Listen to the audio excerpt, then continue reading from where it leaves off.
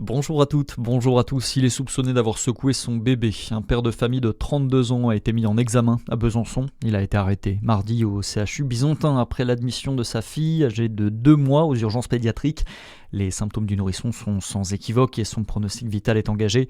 Le trentenaire a été placé sous contrôle judiciaire. Il risque jusqu'à 20 ans de prison.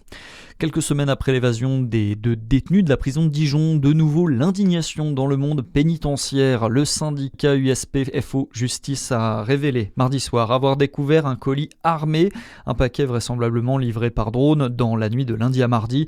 Et il a été retrouvé dans la cour de la maison d'arrêt de Lons-le-Saunier, Lina Sidi Moussa. Oui, et dans ce colis, une arme de poing, des munitions, une lame de scie ainsi qu'un téléphone portable retrouvé donc par les agents pénitentiaires jurassiens. Une découverte qui soulève le manque de moyens dans le secteur et surtout les failles de sécurité persistantes. C'est ce que dénonce l'Union interrégionale du syndicat pénitentiaire de Dijon. Elle évoque un signal d'alarme majeur.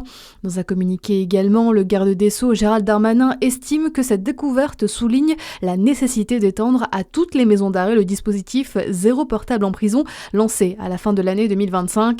À noter que d'importantes fouilles de sécurité ont été également menées par le personnel. Pour le moment, ni le destinataire ni le motif de cette livraison n'ont été communiqués.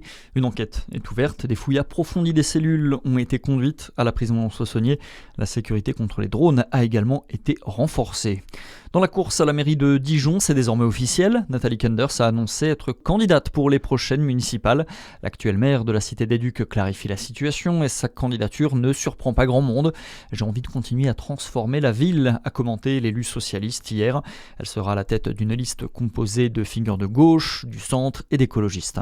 Dans le reste de l'actualité, les militaires français sont arrivés au Groenland. Une quinzaine de soldats ont été envoyés sur place pour une mission européenne avec d'autres pays comme l'Allemagne et la Suède. Il s'agit d'une opération de reconnaissance. L'objectif, apporter un soutien actif au Danemark face aux États-Unis. Donald Trump a encore redit hier sa volonté de voir l'immense région danoise autonome passer sous pavillon américain.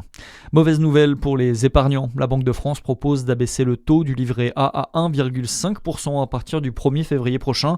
Une proposition qui doit encore être validée par le ministère de l'économie. 57 millions de Français détiennent un livret A. Le taux du livret d'épargne populaire, lui, devrait être ramené à 2,5% contre 2,7% actuellement. Et puis un mot de sport pour finir, direction Ruhpolding en Allemagne cet après-midi avec du biathlon au programme. Le relais masculin va s'élancer à 14h30 et parmi les bleus engagés sur la course, on retrouve le jurassien de la sélection tricolore, Quentin Fillon-Maillet.